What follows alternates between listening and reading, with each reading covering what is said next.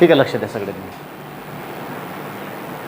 आजचा जो पार्ट आहे आपला हा आहे एकक स्थानचा अंक काढणे. त्याला इंग्रजीमध्ये फाइंड द युनिट डिजिट आणि हिंदीमध्ये इकाई स्थान का अंक निकाले असं त्याला म्हटलं जातं. लक्षात घ्या, बरोबर ना. आता हा पार्ट खऱ्या अर्थानं सेंट्रल गव्हर्नमेंटच्या बऱ्याचशा नाही सर्रास एक्झाममध्ये येतात. लक्षात घ्या, NTPC, RRB, CGL असतील. लक्षात घ्या, पटलं ना. मल्टीटास्किंग वगैरे जो कुठला पार्ट असेल एक्झामचा सेंट्रलचा बऱ्याचदा आलेला आहे, बऱ्याचदा विचारलं जातं. असंच नाही तिकडेच विचारतं म्हणून इकडे सुद्धा विचारलं जातं. पटलं ना. पार्ट सोपा आहे. आता एकच स्थानचा अंक काढणे ही संकल्पना कशी कामाला येते. आता याच्यासाठी आपल्याला बेस काय शिकणार. आजचा पूर्ण जो पोर्शन आहे हा यावरच आहेत. लक्षात घ्या, एक दर्शनी किंमत काढणे छोटासा पार्ट राहिलेला तो मुद्दाम मी या ठिकाणी घेत नाहीत, कारण त्याला 2 मिनिटांमध्ये होऊन जातो. तो पटलं ना, त्याच्यामध्ये काही अडचण नाही. तिथे बसून जा, काय प्रॉब्लेम. ठीक आहे, लक्षात घ्या. मग ठीक आहे, बसून जा. याला नाव काय आहेत. याला नाव आहे एकक स्थानचा अंक काढणे. एकक स्थानचा अंक काढणे. थोडं सविस्तर आणि चांगलं मन लावून लक्ष द्या. एकक स्थानचा अंक काढणे. उभ्या आयुष्यात कधी याच्याबद्दल अडचण येणार नाहीत. मग नेमकं आपण काय शिकतो आहोत किंवा मग हे प्रश्न कसे असतात, पहिल्यांदा त्याची एक तोंड ओळख आपण करून घेऊयात. लक्षात घ्या, काही संकल्पना काही प्रश्न हे थोडी सांगता आली पाहिजे तुम्हाला. बघा आता बघा या ठिकाणी लिहितो आहेत मी जस्ट 15चा वर्ग असं जर म्हटलं. आता 15चा वर्ग याच्या एकक स्थानचा अंक कुठला येईल. 5. का बरं, काय केलं तुम्ही या ठिकाणी. बोलत चला काय केलेलं आहे. बोलत चला काय केलेलं आहे. नाही तुम्ही 15चा वर्ग किंवा या ठिकाणी घेतो. बघा 15चा वर्ग तुम्ही 225 काढला, मग 5 डिसाईड केलं ना. काय केलं त्यासाठी लागतं काय हे लक्षात घेतलं पाहिजे. जसं मी 16चा वर्ग या ठिकाणी म्हटलं असेल त्याच्या एकक स्थानचा अंक किती येईल. 6. कारण 16चा वर्ग होतो 256 म्हणजे एकक स्थानी येणार 6. क्लिअर होऊन आलं सगळ्यांना. जर मी म्हटलं 32चा वर्ग याच्या एकक स्थानचा अंक कुठला येईल तर तो 4. का बरं, कारण 32चा वर्ग किती येईल 1024 म्हणजे इथं 4 येणार. कळत आहे सगळ्यांना, येत आहे सगळ्यांना लक्षात. आपण तसंच आपण कुठल्याही संख्या फॉर एन एक्झाम्पल 12चा घन केला असेल एकक स्थानी किती येईल 1728 याचा घन काढला म्हणजे एकक स्थानी 8 येईल. पटलं ना. आपण शिकतो एकक स्थानचा अंक काढणे. तर याला नावात भर घालूयात असून घातांकित संख्या आणि त्यामधला एकक स्थानचा अंक काढणे असं म्हणायला हरकत नाही. आणि एक्झॅक्टली तेच आहेत आपण आज शिकतो. लक्षात घ्या, एकक स्थानचा अंक काढणे याच्यामध्ये हा वेगळा प्रकार आहेत. मग प्रश्नामध्ये बेरीज करा, वजाबाकी करा, फरक काढा, गुणाकार करा. गुणाकारामधला एकक स्थानचा अंक काढणे वेगळा आहेत. लक्षात घ्या. गुण्य आणि गुणक, ज्याला गुणतो तो गुण्य, ज्याने गुणतो तो गुणक. लक्षात घ्या. म्हणजे 15 गुणिले 12. चांगलं नीट लक्षात घ्यायचं बरं. फुलफिल सेशन चांगलं डोक्यात बसलं पाहिजे. लक्षात घ्या, अशा पद्धतीनं कॉन्सन्ट्रेट करून लक्ष द्या इकडे. जसं 15 गुणिले 12 आपण घेतलेलं असेल. आता 15 आणि 12चा गुणाकार 180 येतो. बरोबर आहे, येतो की नाही येत. येत आहे लक्षात सर्वांना. तुम्ही चांगलं प्रॉपर लक्ष द्या. नियमच पाठवून जातात आज हे. लक्षात घ्या, पटलं ना. बिलकुल पाठवून जातात. बिलकुल मी प्रास्ताविक करतो आहे. हळूहळू स्टेप बाय स्टेप पुढं जातो आहेत. समजलं ना. आपण शाळेमध्ये नाही पाहिलं का, शाळेमध्ये शिकविण्याच्या उत्कृष्ट पद्धती होत्या. लक्षात घ्या. आणि आता आहेत प्रश्नच नाही. अध्यापनाचे खरे स्किल पाहिजे असतील किंवा आपण पाहिले असतील तर ती म्हणजे शाळेमध्ये, हायस्कूलमध्ये, कॉलेजमध्ये. लक्षात घ्या, कारण तिथं येणारा जो शिक्षक आहेत हा परफेक्ट अध्यापन करणाराच असतो जनरली. लक्षात घ्या, अध्यापनाचे सर्व कौशल्य त्याला माहीत असतात. पटलं ना. सपोज आपण शाळेमध्ये लहानपणी पाहिलेलं असते. लक्षात घ्या, एखादा आज शिक्षकाला समजून घ्या एक भूगोलामधला पर्यावरणाबद्दलचा एखादा पाठ शिकवायचा. पटलं ना. समजून आलं की नाही तुम्हाला. सहल शिकवायचा त्यांना. उदाहरणार्थ एक छोटासा पाठ आपण आपलं ते बालपण आठवलं तर आपल्याला लक्षात येईल. बघा सहल शिकायचं आहे, शिकवायचं आहे. मग शिक्षक वर्गात आल्या सहल नाही घेणार ते डायरेक्ट. ते काय म्हणणार, आपण तर गोंधळ करत होतो. आल्या मग आपण शांत बसलो. मग विचारणार हळूहळू, आपल्याला कल्पना नाहीत काय शिकवणार. तर मग विचारणार आपल्याला 2-4 प्रश्न विचारणार. का रे बाबा तुम्हाला फिरायला आवडतं काय. बरोबर ना. मग असं म्हटल्यानंतर जो मोमेंटम होता आधीचा मुलांचा त्या विद्यार्थ्यांचा छोटा तो बदलून जातो. कारण त्यांच्या आवडींचा प्रश्न झाला ना. अरे बाबा तुम्हाला खेळायला आवडतं का. पटलं. तुम्हाला खायला आवडतं का. दुपारच्या सुट्टीमध्ये आपण खेळायला जायचं का. दुपारचे पिरियड जे आहे लेक्चर ते आपण बंद करून खेळायचं का. त्यामुळं जे मगाशी गोंधळ करणारी मुलं होते ते त्यांचा मोमेंटम बदलला. आता मानसिक ते एक्साइटमेंट त्यांच्यामध्ये दुसरी वाढली. बरोबर ना. आणि कळत न कळत ते त्यांचा फ्लो बदलून गेला. लक्षात घ्या. हे मानसशास्त्र आहेत बरं, लक्षात घ्या. हे मानसशास्त्र लक्षात घेण्याचं, लक्षात ठेवण्याचं आणि शिकविण्याचं सुद्धा मानसशास्त्र आहे ते, लक्षात घ्या. समजून आलं का? म्हणजे त्या स्टेपने आणि त्या पद्धतीनं जर एखादी गोष्ट शिकविता आली आणि आपल्याला शिकता आली तर फार बेटर राहतं, लक्षात आलं. म्हणजे ते चिरकाल टिकून राहते. शिकविण्याच्या शिकण्याच्या पद्धती नसत्याच ना, मग असं जर नसतं तर पद्धती आहे माहिती आहे ना तुम्हाला, हे तर ऐकलं की नाही ऐकलं. शिकविण्याच्या पद्धती आहेत, लक्षात घ्या. प्रत्येक विषयाच्या शिकविण्याच्या पद्धती आहेत, पद्धती आहेत, त्याला रिझन आहेत, लक्षात घ्या. मग आता आले शिक्षक वर्गामध्ये, अरे बाबा आपण सहज शिकायचं, हे त्यांना डायरेक्ट नाही सांगितलं. मग तुम्हाला खेळायला आवडतं का? मग 4-5 लोकांनी गोंधळ केला, हो हो सर, हो हो सर आवडतात आम्हाला, पटलं ना. मग दुसरा प्रश्न केला, बरं कोण मला कुठे आवडतात खेळायला, फिरायला कुठे आवडतात? मग आता एक्साइटमेंट अजून वाढली विद्यार्थ्यांची, लक्षात घ्या. म्हणजे जो मोमेंटम होता 5 मिनिटाच्या आधीचा, त्यांचं मानसिकता दुसऱ्यामध्ये रुतलेली होती, ती बाहेर निघून चालली त्याच्यामधून, बरोबर ना. मग अशी काहीतरी खेळत होते, आता त्याच्यातून बाहेर निघत आहे, हळूहळू ते दुसऱ्या गोष्टीकडे कल होत आहे त्यांचा. दुसऱ्या प्रश्नामुळे अजून एक्साइटमेंट वाढली, त्यांना सांगा, कारण त्यांना इंटरेस्ट वाढला. आता ठिकाण सांगायचं सरांना, कोणी चिखलदरा, कोणी मुक्तागिरी, कोणी महाबळेश्वर वगैरे वगैरे, कोणी मुंबई दिल्ली वगैरे सांगेल, पटलं ना. चाललं हळूहळू वाढत, हळूहळू विद्यार्थी त्या विषयामध्ये रमायला लागला, लक्षात घ्या, बरोबर आहे. चायला लागला तिकडे तिकडे. तिसरा प्रश्न लगेच होतो, बरोबर ना. तिसरा प्रश्न लगेच, तुम्हाला खायला काय आवडतं? मग प्रवासामध्ये ही गाडी आवडतं, ट्रेन आवडतं, विमान आवडतं. अजून एक्साइटमेंट वाढली विद्यार्थ्यांची, उत्तरं सांगण्याची एक्साइटमेंट असते, लक्षात घ्या. अजून तिसऱ्या लेवलला ते काय होतात, हळूहळू त्या विषयामध्ये एंट्री करून टाकतात, लक्षात घ्या. मग 4-5 असे प्रश्न झाले की ज्यामध्ये विद्यार्थी समरस होऊन जातो आणि मग शिक्षक म्हणतो, मग आवडतं ना सगळ्यांना, मग आपण आज सहल शिकणार. नाही डोक्यात बसणार का त्याच्या? समजलं ना. कारण आधीचं सगळं माइंडमधून निघून गेलं, कळत न कळत का होईना तो विद्यार्थी त्या ठिकाणी म्हणजे समरस झाला विषयाशी, कळलं ना. त्याच्या बुद्धीनं, त्याच्या मनानं, त्याच्या सर्व पूर्ण बॉडीच्या स्ट्रक्चरनं, पॅरामीटरनं ॲक्सेप्ट केला, आता सहल शिकायचं आपल्याला, लक्षात घ्या. नाही बसणार डोक्यात ते, लक्षात घ्या. समजलं नाही. सिस्टीम आहेत अध्ययन आणि अध्यापनाची, लक्षात घ्या. स्पर्धा परीक्षेचा विद्यार्थी हा कुठलाही असो, तो क्लास 3ची तयारी करत असेल तरी ठीक, नसेल तरी ठीक, तो कुठल्या एक्झामची तयारी करतो, डझंट मॅटर, त्याला या मानसशास्त्राचा आधार घ्यावाच लागतो. जनरली हे आपल्याला कळत नाहीत म्हणून दीर्घकाळ लागतो अभ्यासाला, लक्षात आलं ना. मी मागच्या पहिल्या लेक्चरमध्ये बोललो होतो की आपल्या अकॅडमीमध्ये केवळ शिकविल्याच जात नाही, तर ह्या सगळ्या गोष्टी मेंटेनसुद्धा केल्या जातात. त्याने एक मानसशास्त्र तयार होतो, त्याने एक आपल्याला स्पिरिट येऊन जातं अभ्यासाचं, आणि केलेला अभ्यास टिकू शकतो, पटलं ना. केवळ बॅचमध्ये आले आणि उदाहरणं सोडून घ्यायचे आणि निघून जा रे बाबा, असं नाही, असं करून काही बॅच होणार नाही ती परफेक्ट, पटलं ना. आपण सगळ्यात महत्त्वाचं आहे स्पर्धेमध्ये जिंकणार ऑब्वियसलीच, पण त्याआधी टिकलं पाहिजे ना. कळलं की नाही पडलं मी काय बोलतो? माझ्या बोलण्याकडे लक्ष देत चला. स्पर्धा जिंकणार हे निश्चित आहे, पण ते निश्चित आहे त्याची पहिली पायरी स्पर्धेमध्ये टिकणं गरजेचं आहे ना, तरच पुढचं येईल ना आपल्याकडे, लक्षात नाही आलं का? की पहिल्यांदा जिंकणार नंतर टिकणार, आपण असं होईल का? नाही.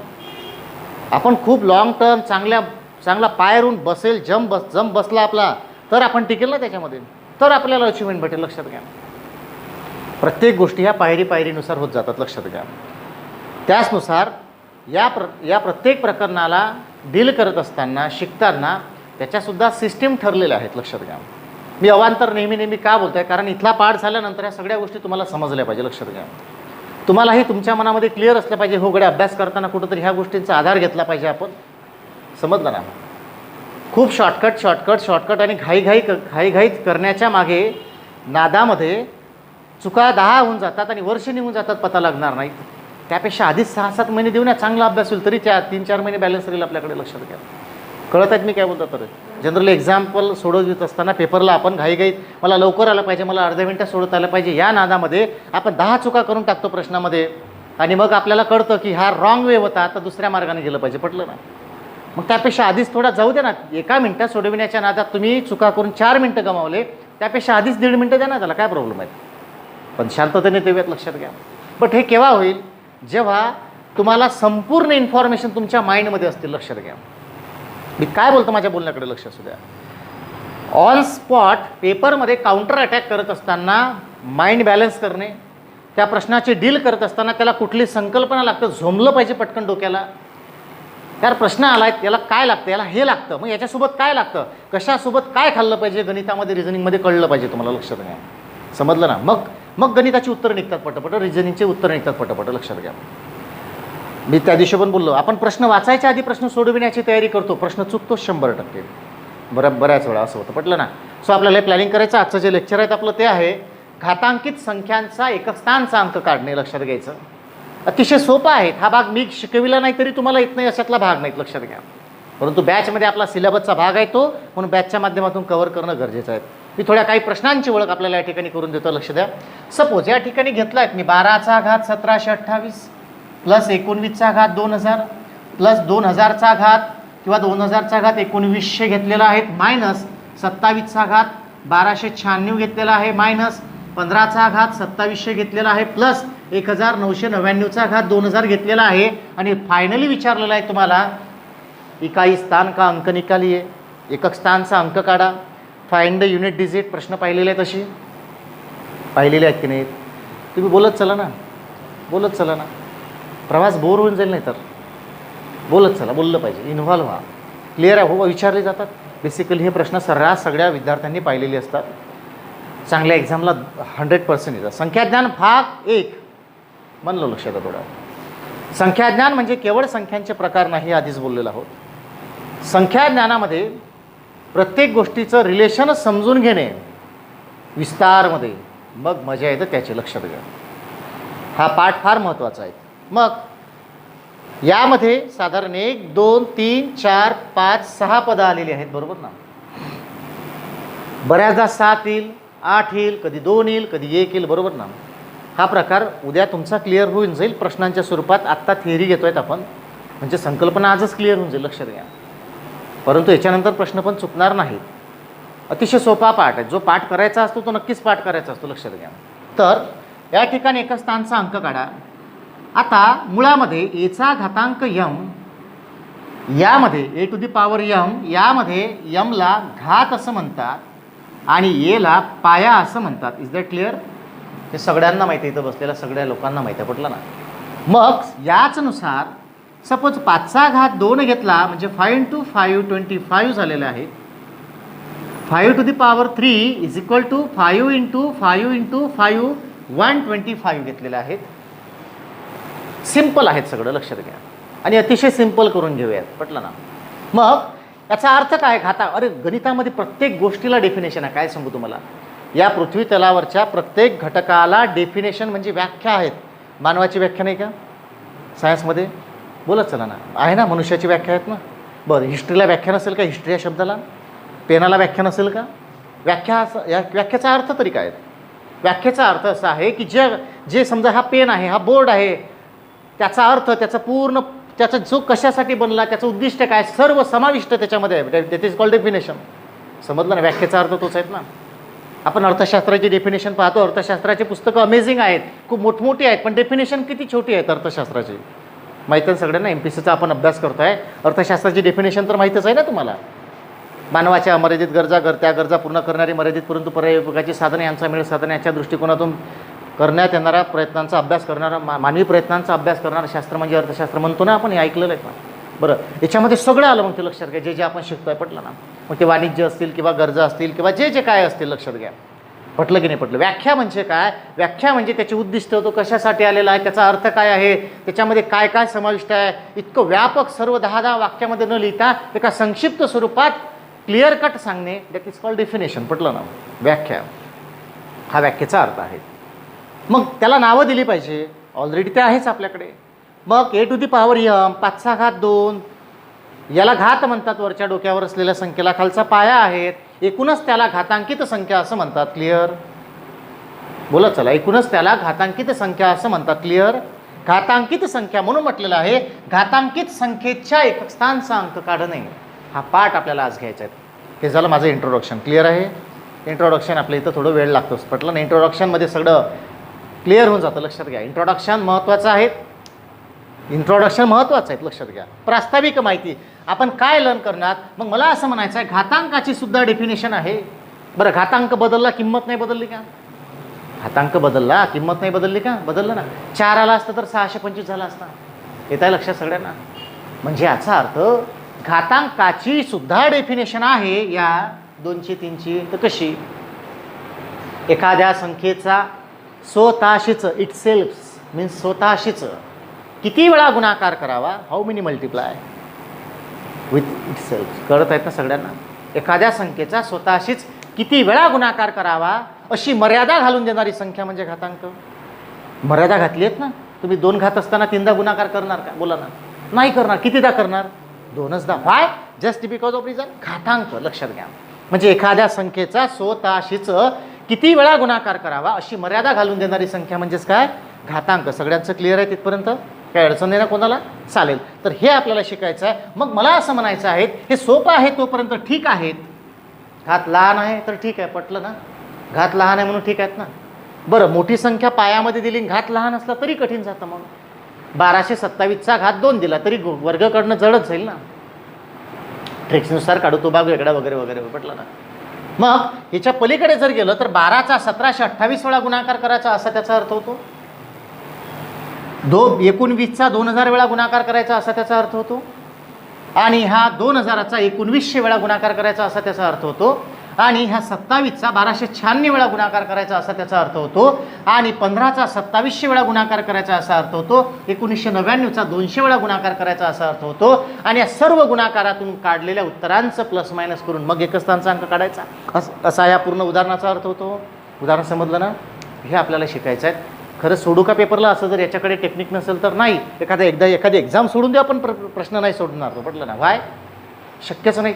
शक्यच नाही. एखाद्या संख्येचा एवढा मोठा गुणाकार करणं शक्यच नाही. जेवढा मोठा प्रश्न तेवढी लहान संकल्पना हे सगळ्यांनी डोक्यात घ्यायचं आहे. आणि हे स्टेटमेंट घेऊन आपल्याला पुढे जायचं आहे. कधी लक्षात घ्यायचं, प्रॉब्लेम मोठा आहे याचा अर्थ त्याचं सोल्युशन सोपं आहे. लक्षात घ्या. क्लिअर होऊन राहिलं? चला मग माझ्याशी बोलत चला. या दुनियेमध्ये नंबर्स किती आहेत एकूण? नंबर्स मीन्स कुठले डिजिट? संख्याज्ञानाचा भाग सुरू आहेत. बोलत चला. 0 to 9. तुम्ही म्हणता 1296 संख्या तर हां, ते तयार होणाऱ्या संख्या त्या वेगळ्या आहेत. बट प्रॉपर ज्या संख्या ज्याच्यापासून आपण बरंच काही तयार करू शकतो त्या तर 0 ते 9 आहेत ना. बस मग एवढं लक्षात घ्यायचं आहे. मग आपल्याला शोधायचं याच्यासाठी काही नियम तयार होतात. आपण शिकतो आहोत एकक स्थानचा अंक काढणे. हे नियम इथेच पाठ होतात आणि लिहूनसुद्धा घेणार आहेत आपण. बघा आत्ताच थेअरी मेंटेन करायचे आहेत. लाल हिरवा पेनाचा वापर करा. रजिस्टर मेंटेन करायचं आहे. तर पहिलं लक्षात घ्यायचं, मला काय म्हणायचं आहे, यामध्ये कुठल्याही संख्या, फॉर एन एक्झाम्पल लक्ष द्या बरं इथे, एचा घात यम घेतला, हा झाला घात आणि हा झाला पाया. मला असं म्हणायचं आहे या पायाच्या एकक स्थानी 0 ते 9 पर्यंत कुठलाही अंक येऊ शकतो. फिक्स आहेत का? बोलत सगळं नाही. फिक्स नाही ना, कुठला येऊ शकतो ना. येत समजून आलं सगळ्यांना? 0 ते 9 पर्यंत कुठलाही अंक येऊ शकतो. क्लिअर आहे? बस त्या नियमाला धरून आपल्याला जायचं आहे. म्हणजे त्याबद्दलचे नियम आपण कसे तयार करणार बघा. 0 1 2 3 4 5 6 7 8 9 या प्रत्येक अंकांचं वैशिष्ट्य आहे. याच्यामध्ये 3 नियम तयार होतात. लक्षात घ्या, 3 नियम तयार होतात. पटलं ना? तर पहिला नियम आहे, नीट लक्षात घ्यायचं, इथे थोडं रफ काम करतो. पहिला नियम आहे 0 1 5 6 बद्दल. दुसरा नियम आहे 2 3 7 8 बद्दल. आणि तिसरा नियम आहे 4 आणि 9 बद्दल. पाठ होईल जाता जाता सगळाच निपटून टाकायचं आहे. तुम्हाला काम हलकं करायचं आहे तुमचं. लक्षात घ्या, काम वाढवून नाही घ्यायचं आपल्या डोक्यावर. पटलं ना? आपण प्रेशर कुकर नाही आहेत प्रेशर घ्यायला. आपण सिम्पली डोक्यातून जेवढं बसतं तेवढं आणि इझिली करायचं. पटलं ना? लक्षात घ्या, जे बॅचमध्ये निपटून जाते त्याला इथंच वेळ देऊन इथंच निपटून टाकायचं. So clear? बघा पुन्हा एकदा कशा. पहिला नियम कोणाबद्दल आहे बोलत चला. 0 1 5 6. दुसरा नियम कोणाबद्दल आहे? 2 3 7 8. तिसरा नियम कोणाबद्दल आहे? 4 आणि 9. मग समजला ना 3 नियम आहे माहिती? परत एकदा माइंडमध्ये क्लिअर करून टाका. पहिला कोणासाठी आहे? 0 1 5 6. दुसरा 2 3 7 8. तिसरा 4 आणि 9 साठी आहे. कळलं सगळ्यांना? कळलं ना? बस एवढंच तर पाहायचं आहे आणि यानुसार आपल्याला क्लिअर करायचं आहे. क्लिअर आहे? चला 2 ओळी पहिल्यांदा लिहा पटकन. टाका हेडिंग. घातांकित संख्यांचा एकक स्थानचा अंक काढणे. असं हेडिंग टाका.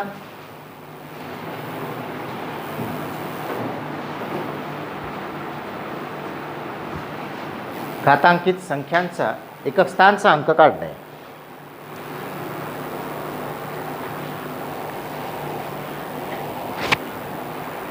घातांकित संख्येचा एकक स्थानचा अंक काढणे. ठीक आहे, लिहा खाली कंटिन्यूमध्ये. लिहा खाली एचा घातांक m, A to the power m म्हणजे एचा घातांक यम, एचा घातांक यम अशा मांडणीला घातांकित संख्या म्हणतात. आपण संक्षिप्त स्वरूपात लिहितो कारण घातांक नावाचं प्रकरण सेपरेट आहे यासाठी. एचा घातांक यम अशा मांडणीला घातांकित संख्या असं म्हणतात. घातांकित संख्या असे म्हणतात.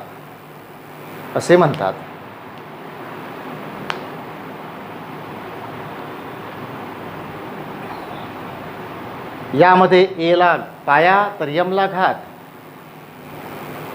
यामध्ये एला पाया तर यमला घात असे म्हणतात.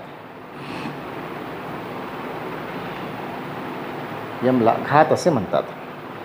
ठीक आहे, समजून राहिलं सर्वांना? घात असे म्हणतात. ठीक आहेत ना. खाली एक लाईन सोडून लिहा.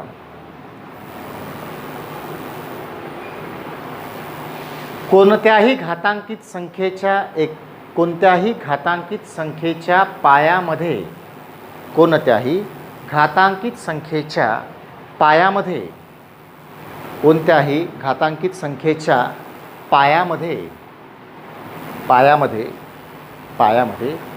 त्याच्या एकक स्थानी 0 ते 9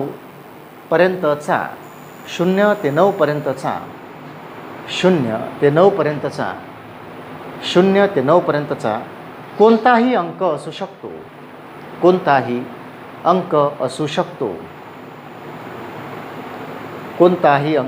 शकतो. क्लिअर आहे? कोणताही अंक असू शकतो. समजलं सगळ्यांना? कोणताही अंक असू शकतो. त्यानुसार पुढील नियमावल्या तयार होतात.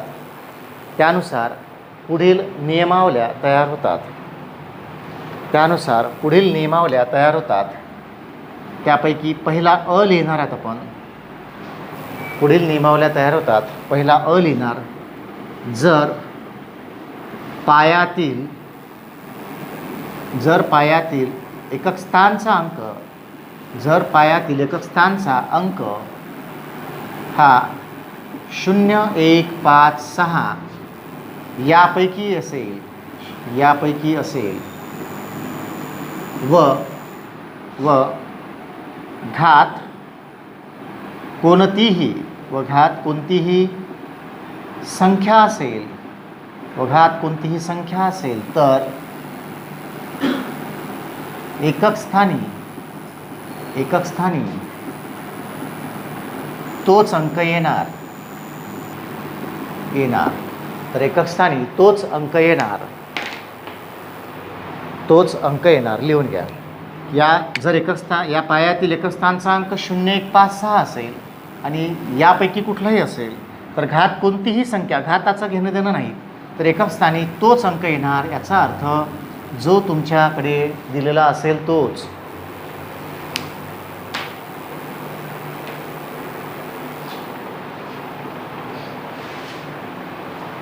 बरं, क्लिअर आहे सगळ्यांना? येत्या लक्षात? बघा, आता एक उदाहरण आपण समजून घेऊ. अतिशय सोपं आहे.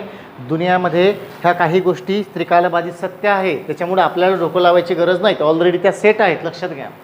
काही निसर्ग नियमच बनलेले आहेत. लक्षात घ्या. शून्याला किती वेळा स्वतःशी गुणलं तरी शून्यच येणार? बोलत चला. 1ला स्वतःशी किती वेळा गुणलं तरी एकच येणार? 5ला कितीही वेळा स्वतःशी गुणलं तरी एकच स्थानी 5च येणार. कळतं की नाही कळत?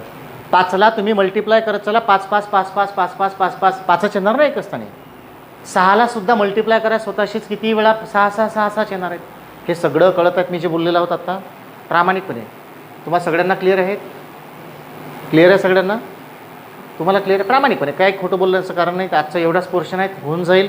उद्याला आपली प्रॅक्टिस सुरू होऊन जाईल. क्लिअर आहे सगळं? क्लिअर आहेत ना? चालेल. बघा, समजून घेऊ मग आपण. अंक येणार हे झालं पहिलं उदाहरण. जस्ट फॉर एन एक्झाम्पल इथंच उदाहरणं तयार करूयात आपण. बघा, 0 येण्याची म्हणजे मी सिच्युएशन म्हणतोय. बघा काय म्हणतोय? पायातील एकक स्थानचा अंक हा असेल आणि घात कोणतीही संख्या असेल. घाताचं काही म्हणजे असं ठरवून दिलेलं आहेत का? हे तर आपल्या डोक्यात येईल. घात घेणं देणं नाही. क्लिअर होणार सगळं? घाताचं अजिबात टेन्शन नाही. घात कुठलीही संख्या असो, फक्त तोच अंक येईल. याचा अर्थ काय? जस्ट 110चा घातांक 112 घेतला असेल, एकक स्थानी 0 आहे, तर याच्या एकक स्थानचा उत्तर येणार तुमचं 0च. क्लिअर? याच्यानंतर बिलकुल लक्षात राहील ना? 0 असेल तर काय येईल? 0च. लक्षात घ्यायचं. दुसरं उदाहरण आपण या ठिकाणी तयार करूया. जसं आपण 1ला घेऊयात. आता समजा 1021 घेतलं, त्याचा घात 100 घेतला. डझंट मॅटर वरती 100 आहे, 1 आहे, तर त्याच्या एकक स्थानचं उत्तर किती येईल? 1च येईल. क्लिअर होऊन आलं सगळ्यांना? समजत आहे? प्रामाणिकपणे सांगा, समजत आहे ना? शून्य असेल तर शून्यच लिहायचा, एक असेल तर एकच लिहायचा. सेम थिंग तिसऱ्या उदाहरणामध्ये बघा, तसं 115 घेतले, 125 घेतलं, त्याचा घात 122 घेतला, मॅटर नाही करत घात किती आहे, एकच स्थानी किती आहे 5, म्हणून त्याचं आन्सर काय असेल, एकच स्थानचं 5. म्हणजे 125चा एवढ्या वेळा गुणाकार केल्यानंतर त्याच्या उत्तरामध्ये किती येईल 5. कळत आहे सगळ्यांना. तसं चौथ्या ह्याच्यामध्ये घेऊयात आपण.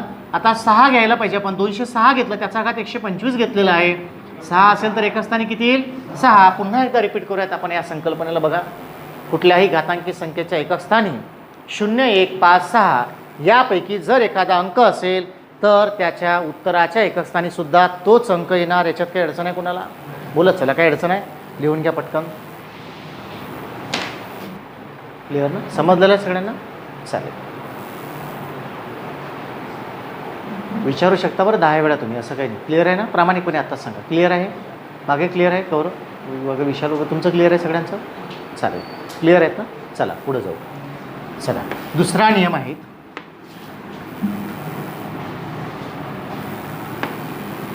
चला दुसरा नियम लक्षात घ्या. दुसरा नियम, त्याला ब नाव देऊयात आपण. दुसरा नियम आहे, जर लिहा एकक स्थानी, जर एकक स्थानी 2, 3, 7, 8 यापैकी, जर 2, 3, 7, 8 यापैकी एखादा अंक असेल, एखादा अंक असेल व घात कोणतीही संख्या असेल, व घात कोणतीही संख्या असेल, एकक स्थानचा अंक 2, 3, 7, 8 यापैकी कुठलाही असेल आणि घात कोणतीही संख्या असेल तर घाताला 4ने भागावे. नियम लक्षात घ्यायचं. तर घाताला 4ने भागावे व आलेल्या बाकीनुसार एकक स्थानचा अंक ठरवावा. हे समजून सांगतो मी सगळं कसं डिटेलमध्ये घ्यायचं. तर अंक ठरवावा. आणि जर बाकी शून्य उरत असेल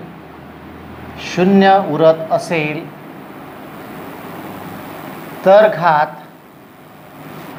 परत 4च घ्यावा.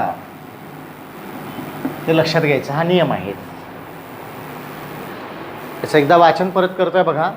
जर एकक स्थानी 2, 3, 7, 8 यापैकी एखादा अंक असेल व घात कोणतीही संख्या असेल तर घाताला 4ने भागायचं. लक्षात ठेवायचं. कशाचा नियम आहे याच्या संदर्भात? 4ने भागण्याचा. म्हणून लक्षात घ्यायचं. कोणाबद्दल? 2, 3, 7, 8 असेल तर घाताला कितीनं भागायचं? बोला चला 4ने. बरं, घात किती असायला हवा? काही गंधन नाही, फक्त भागायचं कितीला? 4ने. 2 असेल तर 4ने भागायचं, 3 असेल तर 4ने भागायचं, 7 असेल तर आणि 8 असेल तर. क्लिअर झालं? आणि साहजिकच आहे, काही बेसिक आणि मूलभूत संकल्पना आपल्याला माहीत असतात. बघा, सपोज फॉर एन एक्झाम्पल, या ठिकाणी 35 आहे, मी 4ने भागलं, 4 8 32 होतात, इथे 3 बाकी उरलेले आहेत. मला काय म्हणायचं आहे, आपण ज्याने भागतो बाकी त्याच्यापेक्षा कमीच उरेल ना. हे तर कळतं की नाही? शाळेमध्ये शिकलो आहेत ना आपण. ज्याने भागतो 4 पेक्षाच कमी उरेल ना. 3 उरू शकतं, 0 उरू शकते, 1 उरू शकते, 2 उरू शकते, 3 उरू शकते. हे सर नो अरे कळतं की नाही कळत?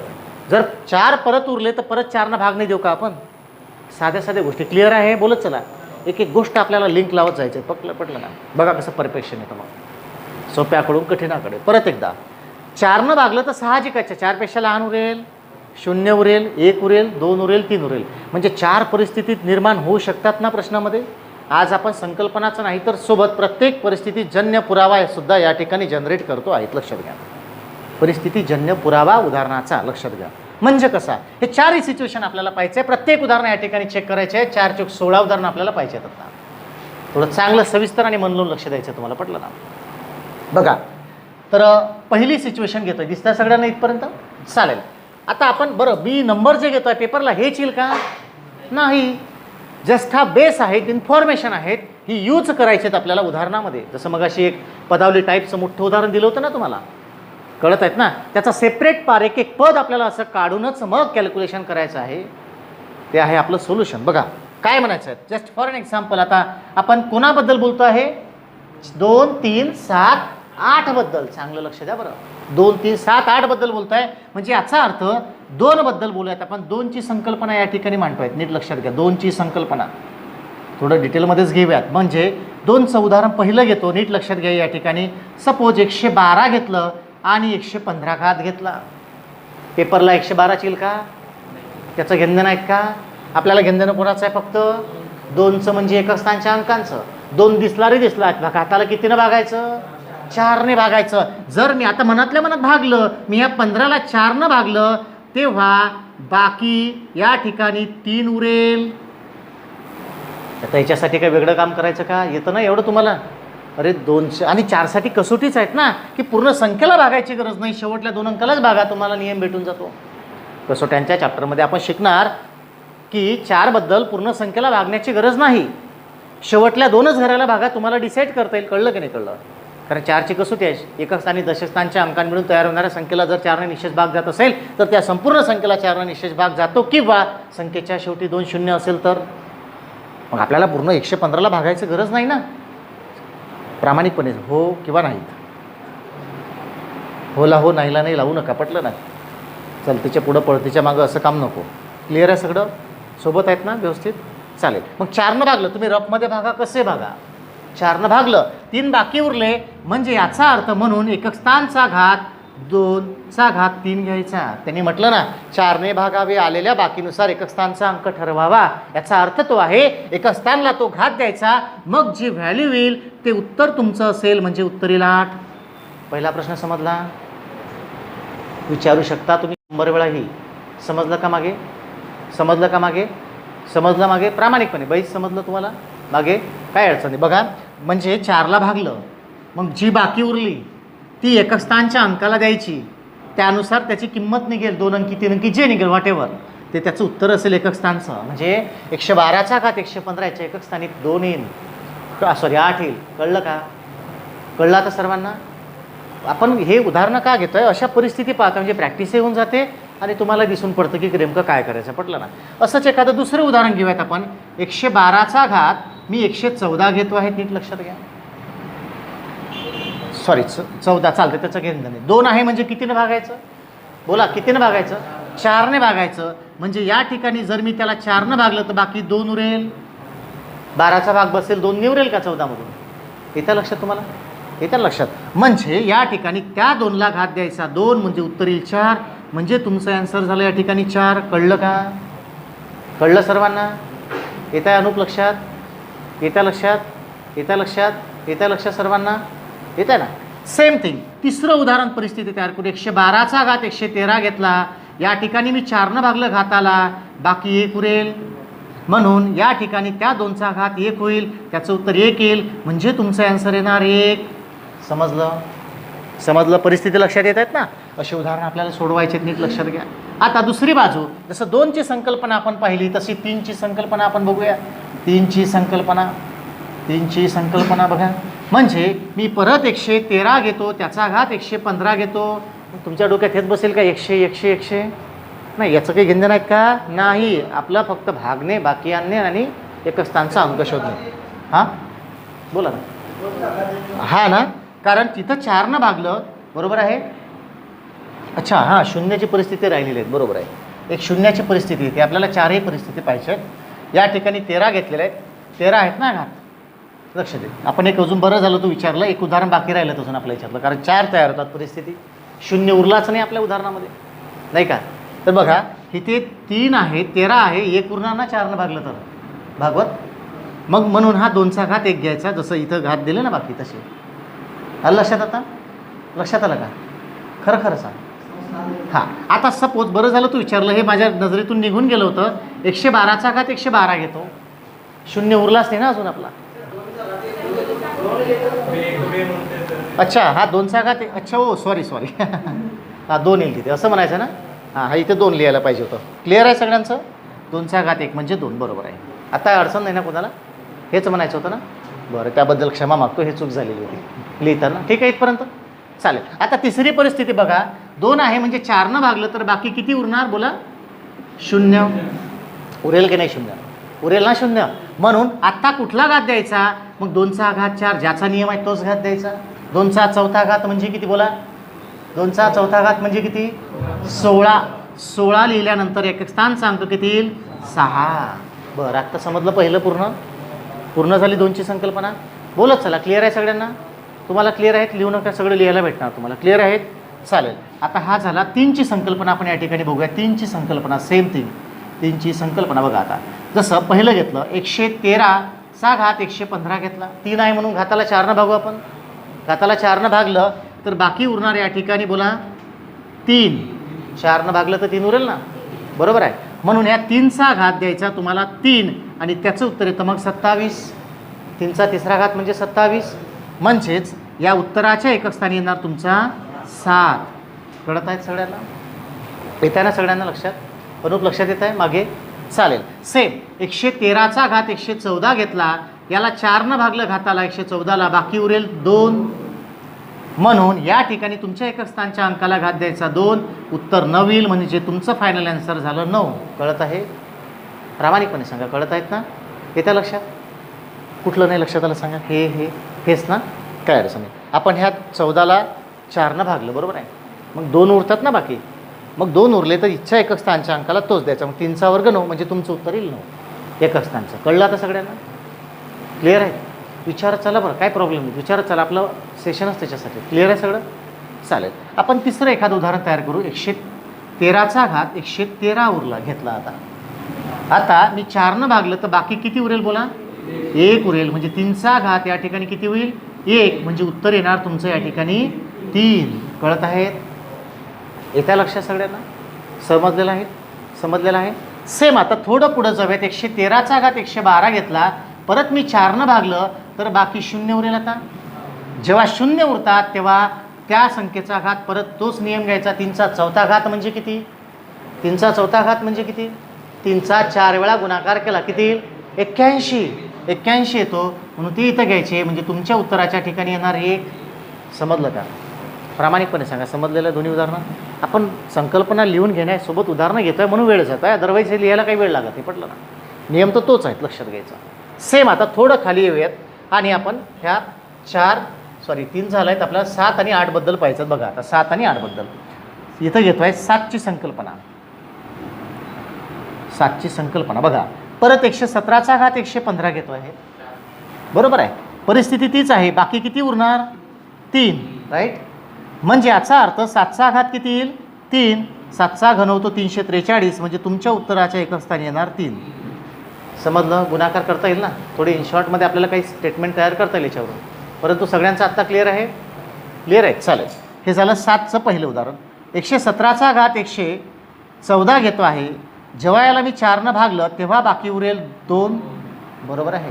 म्हणजे परत या ठिकाणी 7चा घात येणार 2, म्हणजे 49 होईल. आता म्हणजे येणाऱ्या उत्तराच्या एकक स्थानी येणार 9. समजलं? एका लक्षात सर्वांना? तसं तिसरं 117चा घात मी 113 घेतो, आता 4 भागलं त्याला बाकी येणार या ठिकाणी 1. म्हणजे याचा अर्थ उत्तराच्या एकक स्थानचा 7चा घात 1 लिहिला की 7, तुमच्या उत्तराच्या ठिकाणी येणार 7. क्लिअर आहे? येत्या लक्षात? येत्या लक्षात सर्वांना? तसंच 117चा घात आपण आता 112 घेतला, 4 त्याला भागलं, बाकी 0 उरली. राईट? 0 उरत असेल ना, म्हणजे त्या 7ला घात किती घ्यायचा? परत 4 घ्यायचा ना, 4. आता प्रश्न पडतो, घनपर्यंत पाठ असतो आपल्या, तर तुम्ही ऑलरेडी 3दा गुणाकार केला नाही का? 7चा 3दा गुणाकार केला की नाही केला? त्याच्या एकच स्थानी किती येतो? 3. मग त्यालाच एकदा 4 वेळा गुणाकार करायचा, म्हणजे एका 7नं यालाच गुणलं तर 7 त्रिक 21 1 होईल. येतं का लक्षात? येतं लक्षात सर्वांना? आपण 3दा गुणाकार ऑलरेडी केलेला आहे, त्याच 3ला एका 7नं गुणलं तर 7 त्रिक 1 म्हणजे 1 येईल, म्हणजे तुमच्या आन्सराच्या ठिकाणी 1 येईल. समजलं? बरं, पाठच ठेवायचं ना. जर घात पाया 7 असेल, बाकी 0 उरलं तर त्याचं उत्तर 1 लिहून टाकायचं. येत्या लक्षात? आपण दोन्ही गोष्टी सोबत घेतो आहे म्हणून, अदरवाईज डोक्यात येईल सर एवढा वेळ नाही लागत, वेळ लागत नाही, कारण आपण उदाहरणं घेतो आहे. 12 उदाहरणं झालेले आहेत आता. कळलं की नाही कळलं? ते प्रूफ होऊन जातं या ठिकाणी, लक्षात घ्या. तसंच पुढचं बघूयात आपण. आत्ता आपण घेऊयात 8 बद्दल. 118चा घात मी 115 घेतला, या ठिकाणी बाकी उरली परत 3, म्हणजे या ठिकाणी आता 8चा घात येणार 3, 8चा घन होतो 512, म्हणजे तुमच्या एकक स्थानचा अंक येईल 2. बरोबर ना? येत्या लक्षात? येत्या लक्षात? सगळ्यांना समजलेलं आहे? मागे पुढे सगळ्यांना क्लिअर आहेत? लास्टमध्ये सगळं क्लिअर आहे? चालेल. 118चा घात 114 घेतला, 4नं भागलं, बाकी येणार या ठिकाणी 2, म्हणजे त्या 8चा घातांक घ्यावा लागेल 2, 64 उत्तर येणार, म्हणजे तुमच्या एकक स्थानी येणार 4. येत्या लक्षात? सगळ्यांना समजत आहेत ना? सेम तसंच पुढं जाऊ. 118चा घात मी 113 घेतला, 4नं भागलं त्याला, बाकी येणार 1 येणार ना आता, म्हणजे ह्या 8चा घातांक घेणार मी 1, त्याचं उत्तर येणार 8, तुमच्या उत्तराच्या एकक स्थानी येणार 8. कळत आहे सगळ्यांना? सेम थिंग चौथं उदाहरण. 118चा घात मी आता 112 घेतला, त्या 112ला 4नं भागलं, बाकी 0 उरणार. येत आहे का लक्षात? 0 उरलं, त्याच्यामुळे ह्या 8चा घात परत 4 येईल ना. परत तीच गोष्ट, 8चा 4 वेळा गुणाकार शक्य नाही, मग 3 वेळा केला ना 512, त्याच 12ला म्हणजे शेवटच्या 2ला 8नं गुणलं तर 16, 6 येईल. हो किंवा नाही? 6 लिहून घ्यायचे, म्हणजे इथं 6 येईल, म्हणजे तुमच्या उत्तराच्या ठिकाणी येणार 6. फक्त ते एक्स्ट्रा ऑर्डिनरी काम काय करायचं आहे, जिथं कठीण जातं ते 8 असेल, बाकी 0 उरलं तर 6 घ्यायचं. हे कळलं का प्रामाणिकपणे? कारण इकडे 2 आले होते ना. हे बघा कुठं गेलं 8चं? हां, हे 8चं इथेच आहे, सॉरी, हे 512 आहे. मग ह्या यालाच 8नं गुणलं तर 8 2 16, एकच स्थानी 6 येईल का? कळत आहेत का सगळ्यांना? सोपं जाईल, याला वेळ लागत नाही जास्त. लक्षात आलं? समजला हा पूर्ण पाठ? पुन्हा एकदा नियम लक्षात घ्यायचा आहे. जर आपल्या एकक स्थानच्या अंका हा 0 1 5 6 असेल तर काय करायचं? तोच अंक घ्यायचा. जर संख्येच्या एकक स्थानी पायाच्या एकक स्थानी 2 3 7 8 असेल तर घाताला कितीनं भागायचं? जर 4नं भागता भागता बाकी 0 उरली तर घात परत 4च घ्यायचं. समजलं सर्वांना? तरी शांतपणे लिहून घ्या. तिसरा नियम आपण हे लिहिल्याबरोबर लिहून घेऊ. ठीक आहे? चल लिहून घ्या. तिसरा नियम. जर एकक स्थानी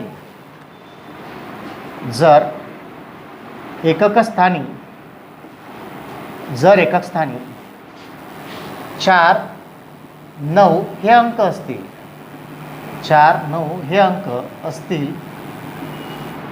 व घात कोणतीही संख्या असेल, तर हे 4 आणि 9 आहे म्हणून, तर घाताला 2 ने भागावे. याचा अर्थ मगाच्या सारखंच आहे. पटलं ना? जसं 4नं भागत होतो आता कितीनं भागायचं आहे? 2 ने. क्लिअर होत आहे सगळ्यांना? 2 ने भागावे. कंटिन्यूमध्ये वाक्य ते तसंच लिहायचे व आलेल्या बाकीनुसार एकक स्थानचा अंक ठरवावा. 2 ने भागावे व आलेल्या बाकीनुसार एकक स्थानचा अंक ठरवावा.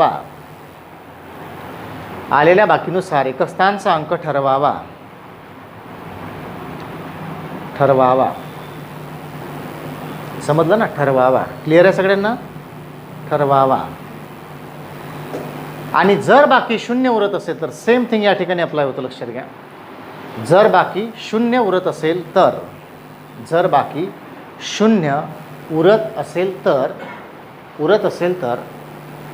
परत घात 2च घ्यावा. हे फाइंड युनिट डिजिट, घातांक, पाया यामधला एकक स्थानचा अंक काढणे याबद्दल आपण शिकतोय. क्लिअर आहे? तिसरा नियम लिहून व्यवस्थित झालेला आहे. संपलं आपलं. हे दोनच आपल्याला पाहिजे, त्याच्याबद्दलचे 2 उदाहरणं तयार होतात. लक्षात घ्या. आपण परिस्थिती तयार करूयात. 114चा घात मी या ठिकाणी 205 घेतलेला आहे. Doesn't matter. आता सिम्पल आहे त्याच्यापेक्षाही. मला सांगा, क्रमवार नैसर्गिक संख्यामध्ये आणि एक पाठ शिकण्यासारखं. लक्षात घ्या. अभ्यास केव्हा चांगला होतो? जर त्या अभ्यासामध्ये ना लुप्त झाला. आपण लुप्त होणे समजतं ना तुम्हाला? येताना लक्षात सगळ्यांना? लुप्त होणे. तो अभ्यास नाही वाटला पाहिजे, तो खेळ वाटला पाहिजे. लक्षात घ्या. मग कठीणातले कठीण प्रकरणंसुद्धा इझी वाटायला लागतात. लक्षात घ्या बरं. हे लॉजिक आहेत अभ्यासाचं. एक्झाम द्यायची आहे, जॉब पाहिजे. पटलं ना? अभ्यास करताना अख्खं आयुष्य डोळ्यासमोर उभं राहते ना. म्हणजे अभ्यासाची तुलना आपण अख्ख्या आयुष्यासोबत जेव्हा करायलाच पाहिजे. तो भाग नाही, पण त्याच्या परिस्थितीनुसार मग तेव्हा ट्रेस यायला लागतो. लक्षात घ्या. होतं बऱ्याचदा. लक्षात घ्या. पुस्तक वाचता टेन्शन येऊन जातं, मग मी नाही लागलो तर वगैरे वगैरे. पटलं ना? त्याच्यामुळे अभ्यासामध्ये आपण बर्डनमध्ये येऊन जातो. लक्षात घ्या. ठीक आहे, निश्चितपणे त्याच्यासाठीच आपण सगळं करतो, तो भाग नाही. पण जर तो अभ्यास खेळ म्हणून जर केला, खेळ म्हणजे समजलं ना, तर जास्त एन्जॉय करायचा असतो आपल्या, लक्षात घ्या. अभ्यास हा एन्जॉय करायचा भाग आहे. पटलं? एन्जॉय म्हणजे कुठला एन्जॉय, लक्षात आला ना तुम्हाला? तो फील आला पाहिजे आपल्याला, लक्षात घ्या. एखादी गोष्ट वाचली, एखादी गोष्ट समजून घेतली आणि ती अंडरस्टँड झाली व्यवस्थित, लक्षात आलं ना, जे म्हणजे आतमधून जे एनर्जेटिक आवाज येऊन जातो, हा आत्ता गड्या समजलं मला, पटलं ना, तो झाला तुमचा परफेक्ट अभ्यास. हे फिलिंग केव्हा येईल माहिती आहेत का? अंडर बर्डन राहून काम केलं तर नाही येणार, लक्षात घ्या. जर तुम्ही माइंडला रिलॅक्स ठेवलेला आहे, आनंद घ्यायचा, तुम्ही डिसिजन घेतलेला आहे, मला नाही शिकायचं आहे, बाकी नाही काय करायचं, नंतरचं मॅटर आहे ते, पटलं? डझंट मॅटर मी लागेल नाही लागेल ते नंतरचं आहे, पटलं ना. बट मला हे शिकायचं आहे आणि मजा घ्यायची, त्याच्या खरंच ओळखायचं आहेत, खरंच संकल्पना काय आहेत, मग मजा येईल, मग ते तुमच्याकडे येतं, पटलं ना, मग ते तुमच्याकडे येतं. हा भाग सोपा आहे, doesn't matter. Sine, cos, tan, theta, trigonometry कठीण जातं सगळ्यांना, म्हटलं ना. जनरली बरं आहे की MPSC वगैरे किंवा स्टेट गव्हर्नमेंटच्या एक्झाममध्ये क्वचित असतो हा पार्ट, लक्षात घ्या. नगण्य आहे, सेंट्रलच्या बँकिंगच्या सारख्या एक्झामला असतोच, म्हटलं ना. परम्युटेशन अँड कॉम्बिनेशन पार्ट कठीण वाटतो, बरोबर आहे, MPSCच्या लेवलला तो येतो, लक्षात घ्या. त्यानंतर सिटिंग अरेंजमेंट आहे, पझल आहेत, रिझनिंगमधले सिक्वेन्शियल अरेंजमेंट आहेत, किचकट वाटतात. गणितामध्ये तिकडे शेअर्स आहेत, करव्यवस्था, सूट, कमिशन, रिबेट, नफा तोटा, काळकाम, चलन, वयवारी, गुणोत्तर प्रमाण, सरासरी, आपल्याला म्हणजे डोक्यात आवाकात इतका येऊन जातो की आपल्याला पहिलेच वाटतं अरे बापरे कठीण आहे, शाब्दिक उदाहरणं आहेत. नाही, तसं नाही. हा माइंडसेट आहे, लक्षात घ्या.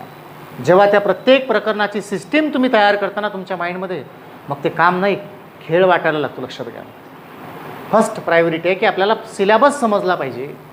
उद्या मला जर कसोट्या शिकायच्या आहेत, मसावी लसावी शिकायचा, त्या आधी कसोट्या क्लिअर असल्या पाहिजे ना, भाग देणे आणि जाण्याची प्रक्रिया पार पडली पाहिजे, तर कसं मसावी लसावी निश्चित होईल ना. येत आहे का लक्षात मी काय बोलतोय? तर दॅट इज कॉल्ड इंटरलिंक. प्रश्नांची सुद्धा इंटरलिंक, प्रश्नानुसार प्रश्न सुटतो, डिसाईड आपल्याला करायचं आहे, पटलं ना. एक एक प्लॅन करून जायचं, म्हणजे प्लॅनिंग करून जायचं आहे. आपण वृक्षारोपण करतोय काय संकल्पनेचं, लक्षात घ्या. आज एखादी गोष्ट शिकतो ती आजच्यासाठीच नाही, तर ती दीर्घकाल आपल्याला नंतर मदतीला येतं, लक्षात घ्या. हे जाणवेल तुम्हाला हळूहळू जसं, कारण सध्या हे प्रकरण जे घेतो आहे याचं पोटेन्शियल एवढ्या पुरतंच आहे, लक्षात घ्या. याच्या आधी काही झालंच नाही ना आपलं. जेव्हा भरभरून आपण एक एक गोष्ट 8, 10, 12 प्रकरणं, 13 प्रकरणं असे होऊन जातात ना, तेव्हा तुमच्याकडे मागच्या 10 प्रकरणाचं पोटेन्शियल असतं, लक्षात आलं. देन ते यूज करायचं असतं, लक्षात घ्या, पटलं ना. ते यूज करायचं असतं. साधारण तुम्ही आत्ता नफा तोटाचं जर लेक्चर पाहिलं असेल, लाईव्ह पाहिलं का कुणी? लाईव्ह लेक्चर घेतलं होतं किंवा यूट्यूबला आत्ता ते अपलोड झालेलेच आहेत, बघून घ्याला. म्हणजे तुम्ही नवीन लोक असल्यामुळे तुम्हाला एवढं रिअलाईज होईल इंटरलिंक कशाला म्हणतात, लक्षात घ्या. मी काय बोललो त्या ठिकाणी. शेकडेवारीचं एखादं प्रकरण बघून घ्या. समीकरणाचं प्रकरण ऑलरेडी तयार आहेत यूट्यूबला, इंट्रोडक्शनचा पार्ट, तो बघा. तुम्हाला याच्यासाठी बघायचा आहे तो, कारण आपण शिकणारच आहे तिथे, लक्षात घ्या. इंटरलिंकचा अर्थ का, मी जे आत्ता बोलतो, कारण आता बघा माध्यमं बदललेली आहेत, पटलं ना. माध्यमं बदललेली आहेत, लक्षात घ्या. कदाचित मागच्या वर्षीपर्यंत आपण ऑफलाईनच्या बॅचेसमध्ये हे बोलत नव्हतं, कारण तेव्हा अवेलेबल नव्हतं सगळं. आज तुम्हाला क्लिअर होऊन जातं एकाच दिवशी इंटरलिंकचा अर्थ काय. मी जर बोलत असेल, तुम्हाला ट्रस्ट नसेल तर ती व्हिडिओ बघा, तुम्हाला इंटरलिंक समजेल नेमकं काय, तर पटलं ना. एखादा उदाहरणामुळं दुसरं कालांतरानं उदाहरण कसं सुटतं, आपल्याला साम्य शोधायचं आहे, पॅरलल क्वेश्चन तयार करायचे आहेत, लक्षात घ्या. समजून घ्या मी काय बोलतो आता. एक्चुअल समीकरणामध्ये x + y = something and y + z = something and z + x = something असा एक क्वेश्चन आहे. आता तुम्हाला नोट्स दिलेल्याच आहेत पहिल्या, पटलं ना. अरे हा तो क्वेश्चन नाही, ती संकल्पना आहे, हे लक्षात घ्या पहिल्यांदा, पटलं ना. चांगलं लक्षात द्या बरं. मी हे घ्यायचं थांबून का बोलताय, कारण ही चर्चा होणं गरजेचे आहेत, लक्षात घ्या. चर्चेने प्रश्न सुटतात, असे जुने जाणते सांगतात, माहिती आहेत ना आपल्याला. तसे नाही सुटत प्रश्न, लक्षात घ्या. म्हणजे याचा अर्थ, फॉर एन एक्झाम्पल तुम्हाला डेमो देतोय त्याच्यासाठी की हे रिझन कळलं पाहिजे, व्हाय मी असं काय केलं पाहिजे, पटलं ना. तुम्ही पुढं काम का करत जाता माहीत आहेत का, तुम्ही आणि आम्ही. आपण काम तसं नाही करत. हे आहे रे, हे लोटतं आपल्याला, पुढे ढकलतं, पटलं ना. हे ढकलतं बरं पुढं. ज्याचं स्ट्रॉंग असेल त्याला जास्त ढकलतं, ज्याचं स्ट्रॉंग नसेल तो दुपारच्या रात्रीच्या झोपा काढेल, पटलं ना. सिम्पल रिझन आहेत, लक्षात घ्या मी काय बोलतात. तर समजून घ्या बरं. तुम्हाला काय कळत असेल, माझ्या बोलण्याचा अर्थ लागत असेल. आपण MPSC स्पर्धा परीक्षा देतो आहे, त्याच्यामुळे आपल्याला या व्यापकतेनं बोलता आलं पाहिजे, माहीत असलं पाहिजे. अभ्यासामध्ये त्या गोष्टी इम्प्लिमेंट झाल्या पाहिजे. व्हाय मीन्स रिझन, पटलं की नाही पटलं. रिझन लागतं ना प्रत्येक गोष्टीला, ॲटिट्यूड लागतो, लक्षात घ्या. बॅचला यायचं आहे, बॅच करायची आहे, एवढं सगळं करून अभ्यास करायचा आहे, सगळे मॅनेजमेंट करायचं आहे, वेळेचं नियोजन करायचं आहे, त्याला डिसिजन लागतो, पटलं ना. तो डिसिजन कुठला, तो फ्युचरचा डिसिजन आहेत. त्याच्यामुळं तो ढकलतो आपल्याला मागे पुढे, समजलं ना. तो थांबू नाही देत, गुपचूप बसू नाही देत आपल्याला, लक्षात घ्या. ज्याच्याकडे सगळं आहे आणि तो गुपचूप बसतो, याचा अर्थ त्याला रिझनच नाही लाईफमध्ये, लक्षात घ्या. रिझन नाही, रिझन कळलं पाहिजे बरं, लक्षात घ्या. रिझन कळलं पाहिजे. आग तयार होते ॲटोमॅटिक, ते दुसऱ्यांना भरलेली आग कामाची नाही, पटलं ना. स्वतःमध्ये जे आग तयार होतं ना, ते स्वतःचं रिझन आपल्याला ढकलतं पुढं. गड्यात झोपू नको, तुझ्या मागे खूप स्वप्न आहेत, पटलं ना. तू कशासाठी बॅच लावली आहे, तू कशासाठी बसलाय तिथं, कशासाठी अमरावतीमध्ये पाऊल टाकलं, कशासाठी लायब्ररी लावली, कशासाठी मेस सगळा खर्च करताय, हे जेव्हा रिझन आपल्याला रोज सतावतं ना, तेव्हा मग आउटपुट बाहेर पडतं, लक्षात घ्या. तसा नाही पडत, लक्षात आलं ना.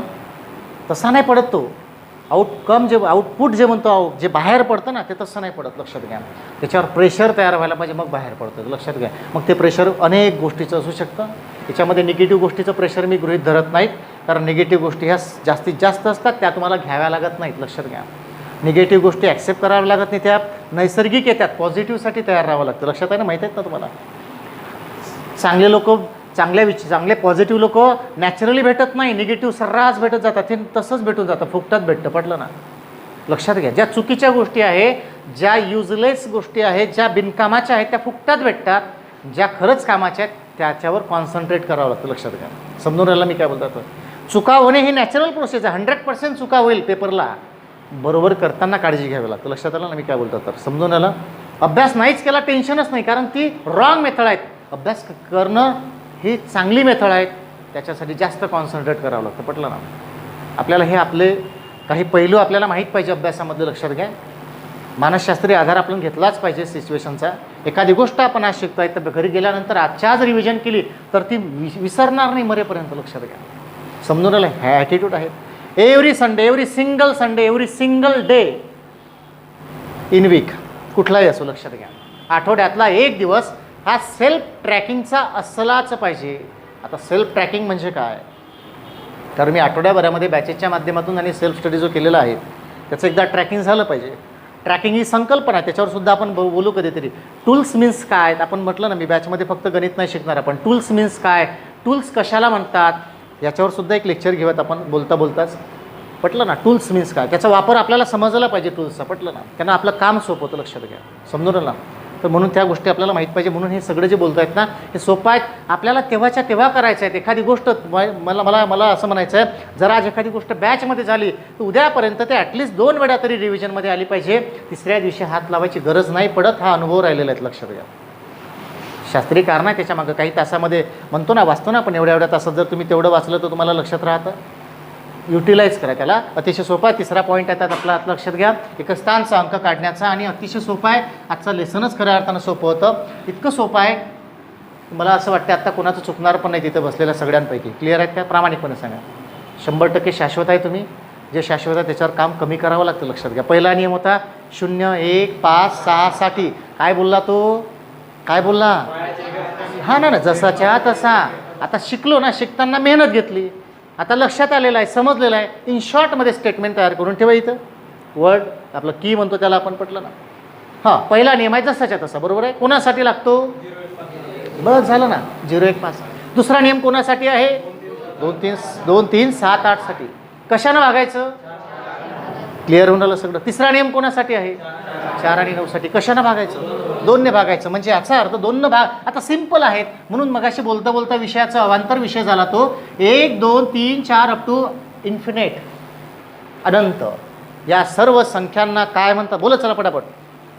अरे काय म्हणतात, नैसर्गिक संख्या. आवाजामध्ये दम नाही राहत कधी कधी तुमच्या. तुम्ही टेन्शनमध्ये आहेत का काही काय टेन्शन घ्यायचं नाही. इथं आले ना तुम्ही टेन्शन नाही घ्यायचं, बिंदास्त राहा, म्हटलं ना. एनर्जी येऊन जाईल तुमच्यामध्ये. 1 ते इन्फिनेट, अनंत नैसर्गिक आहे.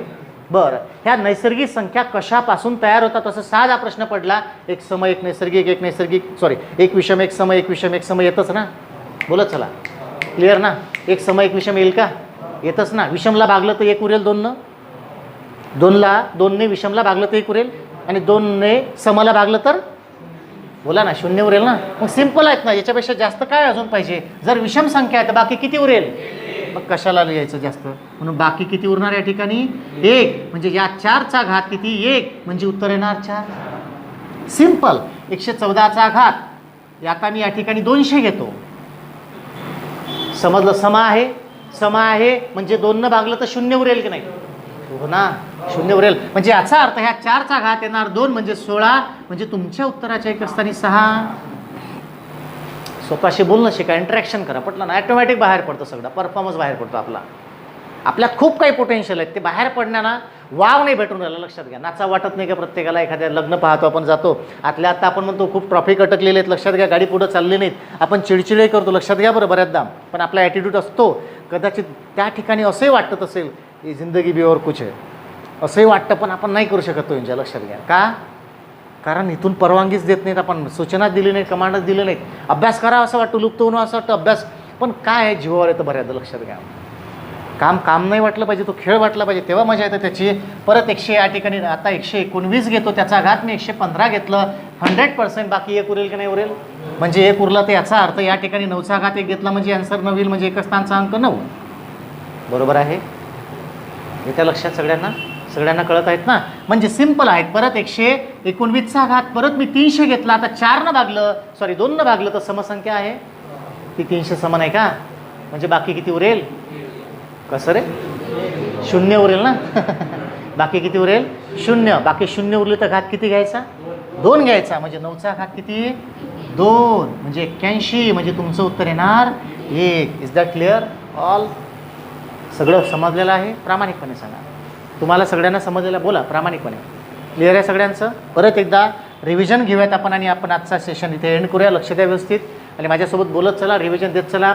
आपण ना शाळेमध्ये जसं जगलो तसं वाटलं पाहिजे ह्या बॅचमध्ये, मग तुम्हाला कधीच गणितामध्ये अडचण जाणार नाहीत, रिझनिंगमध्ये सुद्धा जाणार नाहीत. लक्षात आलं? त्यावेळेला आपण रिझनिंगसुद्धा लवकरच लावणार आहेत. पहिली नोट जशी जशी आटोक्यात येईल आपली गणिताची, तसं रिझनिंगची पहिली नोटसुद्धा आपण लावणार आहेत. लक्षात आलं? म्हणूनच आपण टायमिंग हा 2 तासाचा ठेवलेला आहे बॅचचा, परमनंट. ठीक आहेत ना?